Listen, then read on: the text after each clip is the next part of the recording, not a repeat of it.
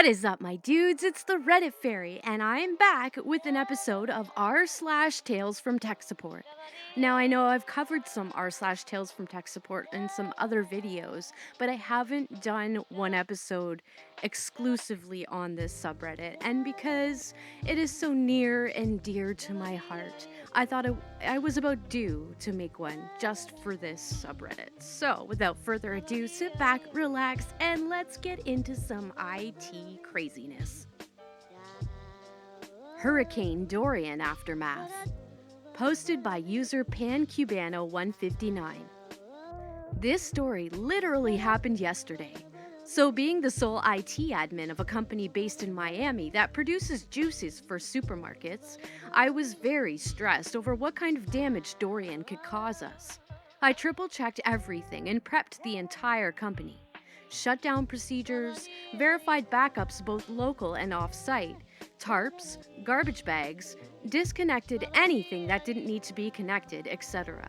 I did not want to deal with anything unnecessarily when I came back. Magic sentence right here. So here's a story for what I had to deal with that could have been avoided in the first 5 minutes of my day rather than going in circles for 2 hours. IT guy is me. QC lady, an important lady who inadvertently tried to save my day. As I'm walking in, first thing, 8 a.m., users are already reconnecting their gear to get their day started. Almost instantly, I'm being pulled away to our plant because no one can get online. IT guy. Fuck, did a switch go out? Right before I'm carted away, a user by the name of QC Lady stopped me and asked for help. QC Lady. IT guy. I reconnected my computer, but I can't get online. Can you stop by and take a look? IT guy. Give me a sec. The plant is apparently down. Let me look at that first, and I'll stop by your office and see what's up. I rush over and find all my gear in my cab online and working.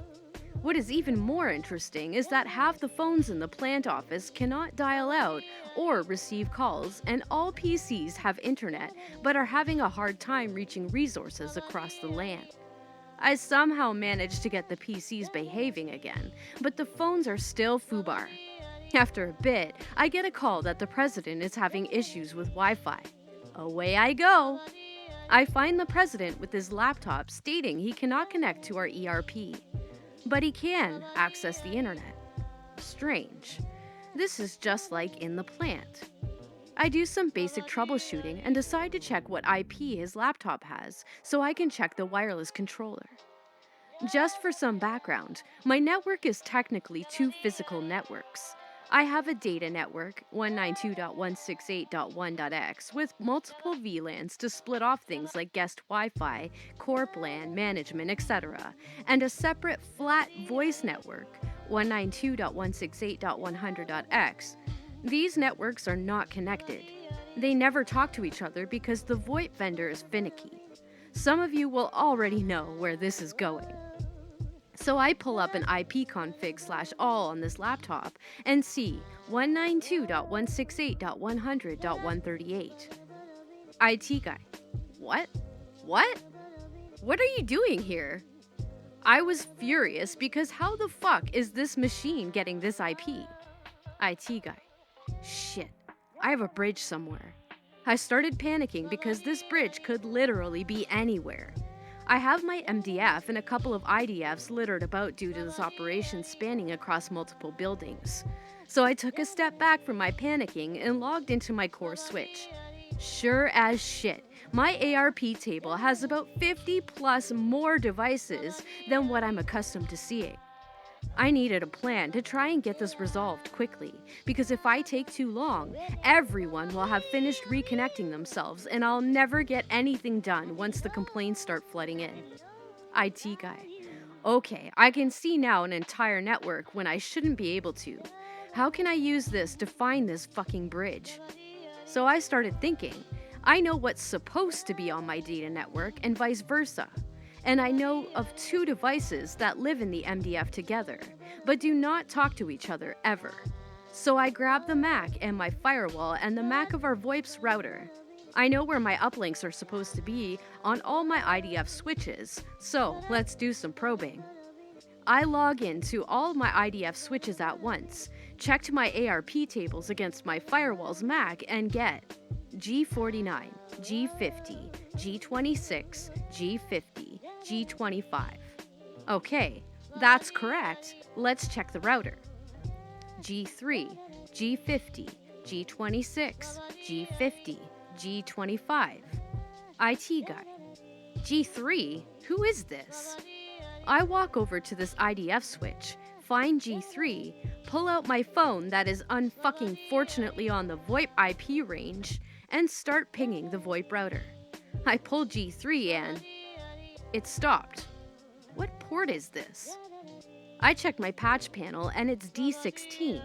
I check the office this IDF is in and I find D16. Guess who it belongs to? QC lady. Hey, ready for me? Did you fix the issue in the plant? She had plugged in her phone correctly, but then plugged the PC port into D16, essentially bridging the two networks.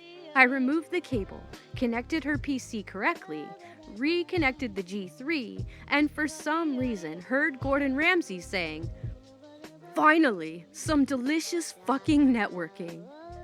I'm sure there could have been an easier and faster way to find this bridge, but honestly, I'm lucky that my method to find it worked and it was just a simple fix to reverse it. I was not going to attempt a Gordon Ramsay accent on that one. I suck at accents. Please do not ever ask me to do them. I try and I fail horribly, but they do end up turning into some, I guess, pretty interesting character voices. I run into this so much, and it's usually with people that they think they know exactly what they're doing, and they'll try to tell you how to do your job, but then you go back to try to figure out why something isn't working, and it turns out that they've plugged something in they shouldn't have, or plugged something into something else that they shouldn't have, and it's I would say 90% user fault. The mouse is not the problem. Posted by user Squibbly Foxgirl. First time posting. I don't have any groundbreaking stories as of right now. I've been very fortunate with where I work, but this one happened yesterday, and to me it was quite funny. So for this to make sense, I work in a municipality over in Norway. Normally, most IT here is outsourced to an external company, but I was hired as an IT apprentice here last year, and even that company has begun to rely on me if there is any on-hand support needed at the town hall. Everyone I work with are quite nice and appreciative, but despite this, I do still have a few difficult ones. One coworker in particular has this, I suppose, ironic attitude with technology. As long as it works, she's not too bothered. Cue her getting a new vertical mouse and asking me to have a look at her setup as the mouse is unable to cross over to the next monitor. I decide to check it out after lunch, and after a few pointers, I already see the problem. See how the setup is laid out? There is a laptop on the left with the screen on, and two monitors running through a docking station. After rooting around, I immediately see what the problem is. I open the screen settings to see what the adjustment of the screens are. As I had suspected, the setup worked like so. 1. Laptop. 3. Monitor to the left. 2. Monitor to the right. I had noticed that by some mysterious force, screen number 3 was moved way up to high heaven, and the points of the connection with the other screens were not much more than a few centimeters at the bottom one. I quickly took a photo of the screen, corrected the screen alignment, and went back to show her the issue and got some laughs out of her other colleagues.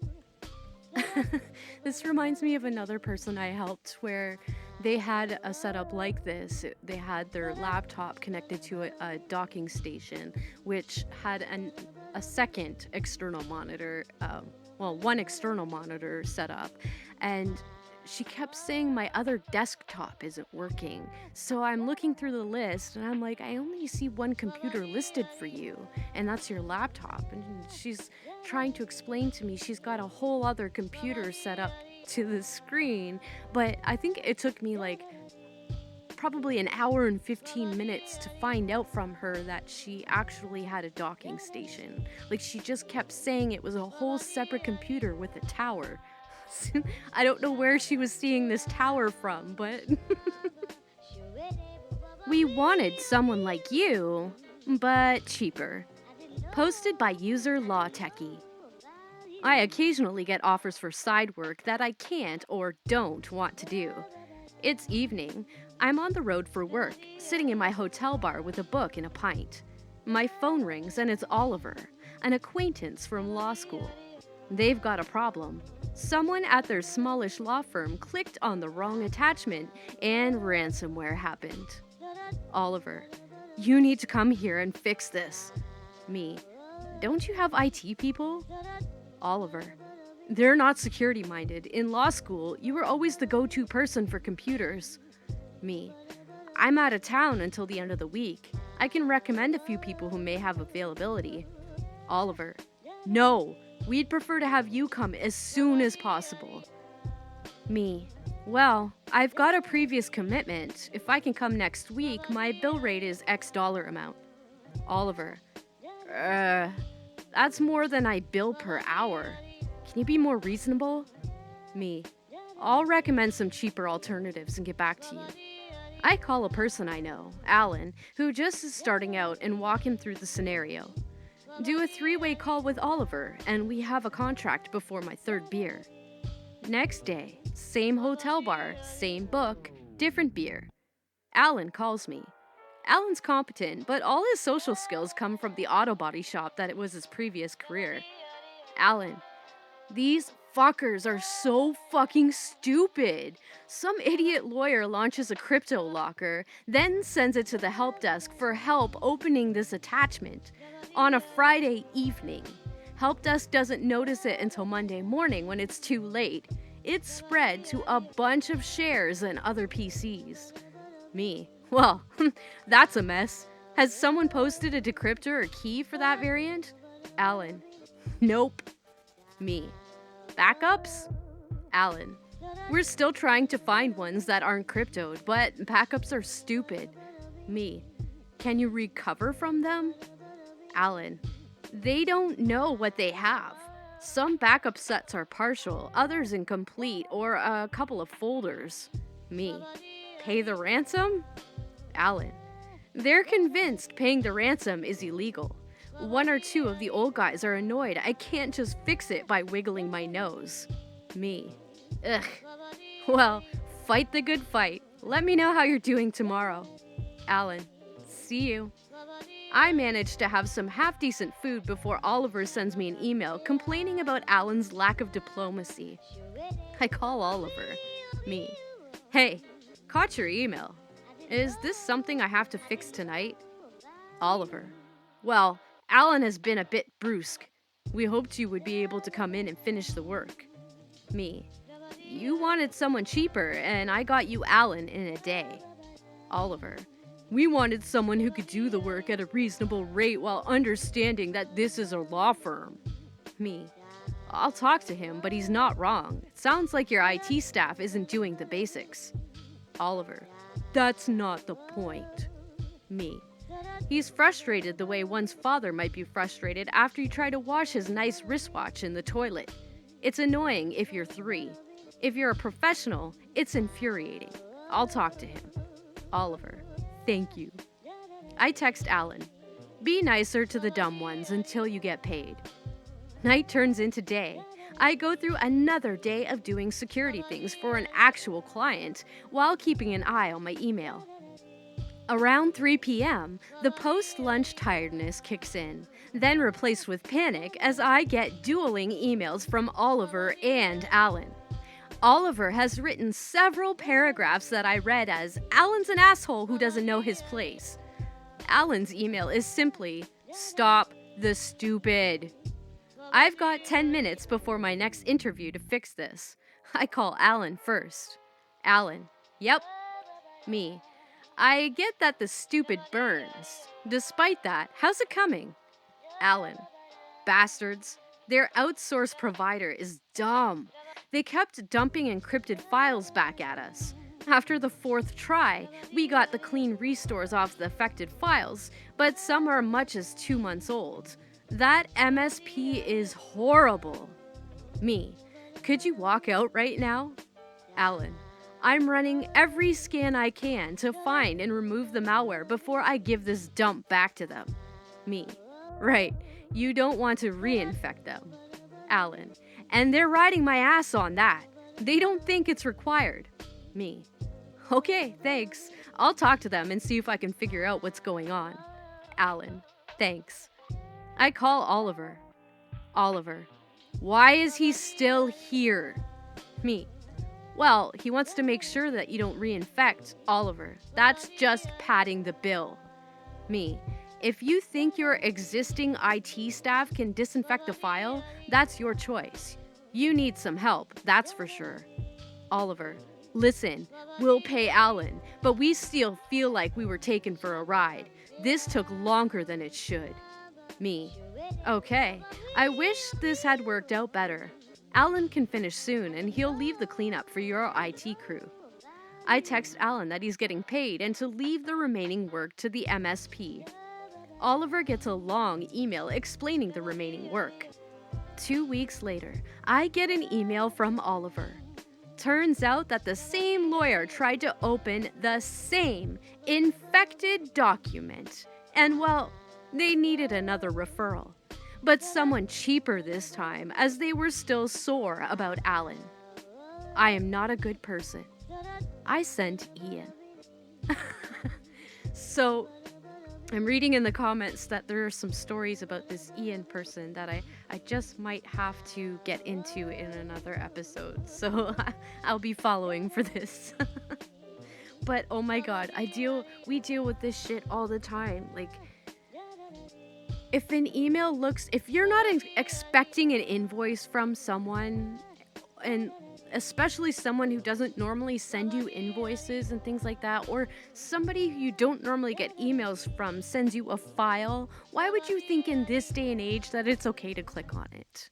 And usually, if they send you a link, if you hover your mouse over that link, on the bottom left-hand corner of your screen, normally, in Windows at least, I'm not too familiar with what happens on Macs, but in Windows, in the bottom left, usually you'll see an actual, what the actual hyperlink is. If it's showing like a Microsoft website, you hover over it, look at the bottom, and it's aiming at a completely non-Microsoft website. That's one way to tell, so just keep that in mind.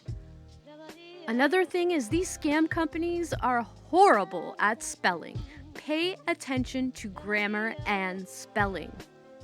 And always, they will never ask you to confirm your information, because they should already have it. If they're legit, that is. I flew to Ohio because someone couldn't figure out how to charge their laptop. Posted by user POF_no. This happened last week. Well, the trip did. This situation has been going on for over 3 months. I work for a large company and we have sales reps all over the country. I'm the product owner / systems owner for a lot of the tools and technology that our salespeople use. I'm not technically in technology, but I have a development background, so end up getting involved in protecting a lot of our IT staff from stupidity. Anyway, one of our long-term sales reps, who is based in the middle of nowhere in Ohio, a 2-hour drive from Columbus Airport, called into tech support about 3 months ago, stating that her laptop wasn't working.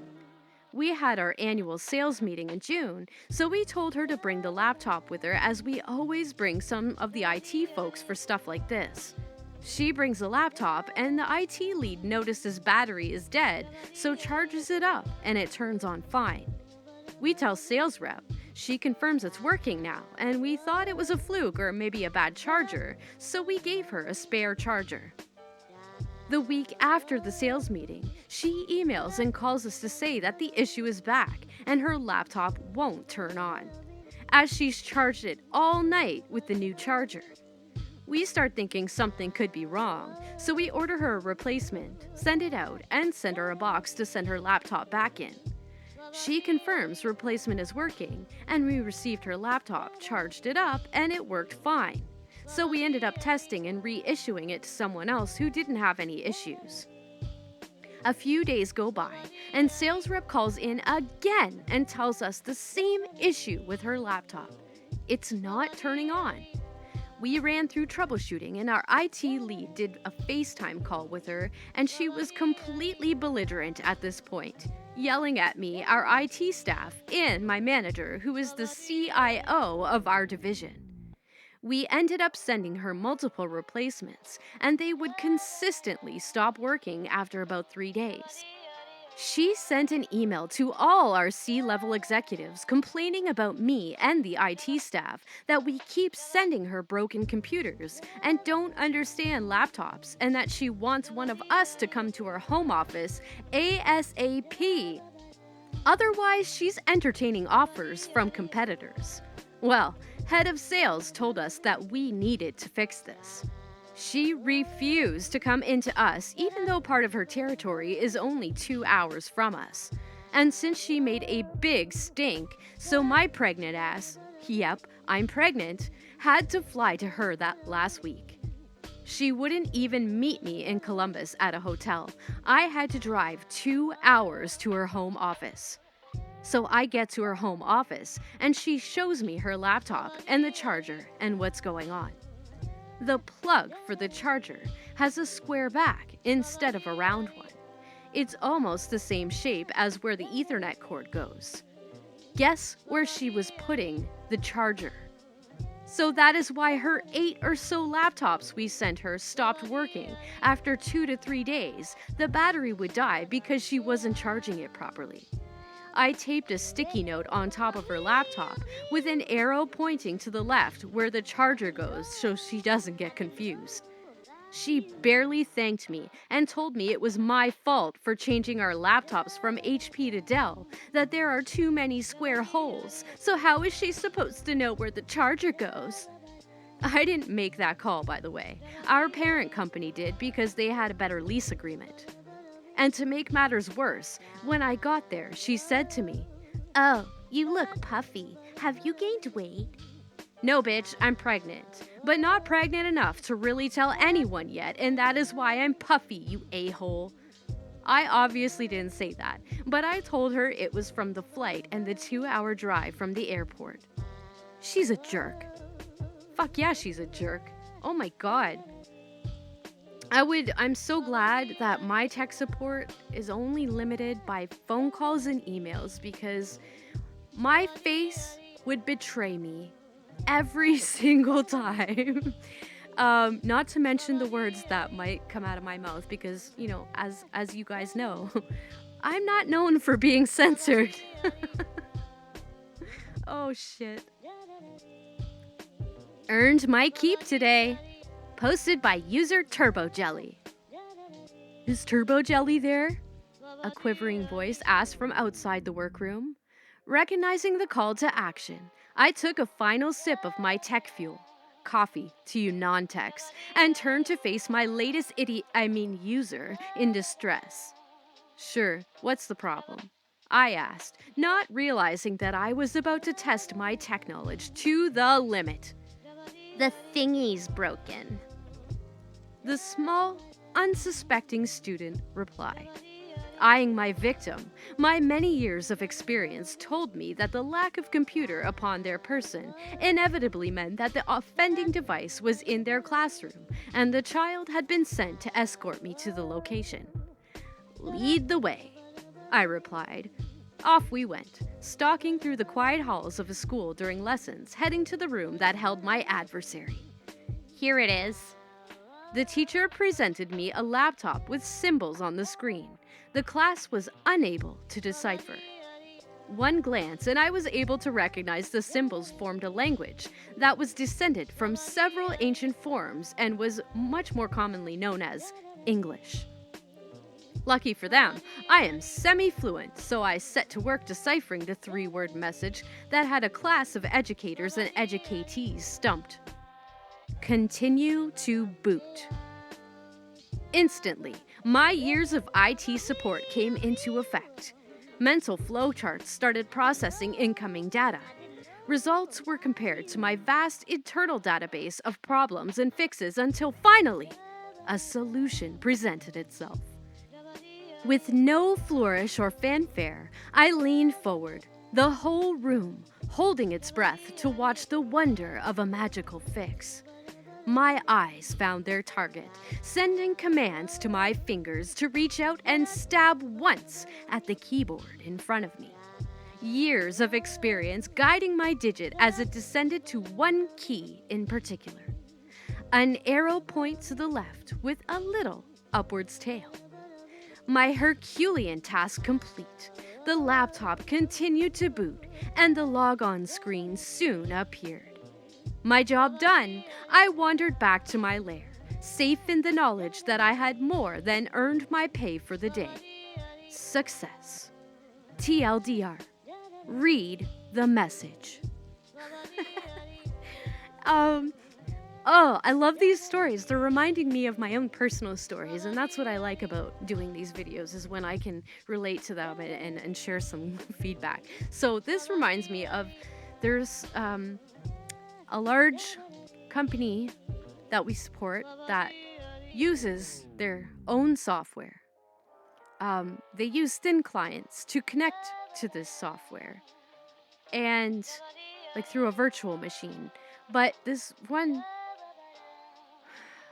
I don't want to say too many words to give away what type of business this is, but this, we'll say the manager, the owner of the store did not realize that when these thin clients are powered off, you have to actually turn them back on. But that call didn't stop there. You know, we got them turned on and everything. They called back, and he didn't realize that you actually had to, like, open the software, like click on the start button to open it, to get into it. He just thought that you turn the thin client on and it should automatically load up into that program. Oh my god. This is not a new program. It's not a new hardware. It's nothing new since I've been working there. It's worked the same way for the past going on 5 years that I've been at this company. You are the owner of one of these locations. Why do you not know this? I don't get it. And the last story of the day is called, But It Has Computers in It, posted by user Puke Forest. Sorry if this is a mess, I'm still groggy from being woken up multiple times. Backstory. I am one of the only 2 IT personnel at a sprawling facility. Naturally, they smash every IT position into one role. My coworker is off for a week, so I am the only IT person on call for over 100 acres and over 1,000 endpoints. Get the call about an hour ago from a security guard waking me up. Security guard. You need to come in here and fix this vending machine. Me, still waking up. There should be a service agreement on the front of the unit. IT doesn't deal with that. Security guard. So what do? What do they even pay you for? You're just telling me I'm not getting my money back? Groggily walk user through unplugging/replugging machine back in. Security guard. It still didn't give me my money back. Me. You should really contact your supervisor with the information and have them place a service call. This isn't an IT scope. Security guard. Okay, thank you. Drifting back to sleep, security manager calls me. Security manager. Why wouldn't you help security guard with their issue? Isn't that your responsibility? Me. As I told security guard, that's going to be a service contract with the vendor. IT does not manage vending machines, ATMs, other items. Security manager screaming, but it has computers in it! Me, dumbfounded. So does your vehicle, but do you contact an IT guy for that? I think this was the point where he finally understood. So this reminds me of something else too. We get calls all the time and from people that don't understand that Tech support is different than managing your facility. Like these people, some of them, owners will call in to tech support because they are too busy to organize their own system. It's not a technical issue. They're just too busy to organize their own shit, or too busy to activate things that need to be activated or deactivate things that need to be deactivated. They're just too lazy to do it. They have VPNs for this shit. They can do it from anywhere, from their phone, from their laptop, from fucking the bathroom. I don't fucking care. They have the ability to do this shit. There's no reason in the fucking world to be calling me to have me do it for you. And I even had somebody say to me, well, what do we pay you for? And I'm like, listen, bitch, you don't pay me anything. Your company does. Managing your store and training your employees is not a technical issue. I ain't your mama. I ain't your hand holder. I'm not doing your fucking job for you. If you want me to do your job, you fucking pay me your manager's salary, and then we'll talk. Alright, my dudes, that's all the stories I have for you today. I am so happy that you decided to click on this link and watch this video with me. If you liked it, smash that like button, hit the subscribe button, and the bell notification to be notified when I have future videos just like this so you never miss one. As always, the links to these stories will be in the description, so head on over to Reddit and show those users some love by giving their stories some upvotes. And while you're in the enchanted land of Reddit, stop on over to r/RedditFairy and submit your story, because you never know, it just might show up in the next video. Until next time, keep it sleazy, my dudes. And thank your IT support guy, or girl.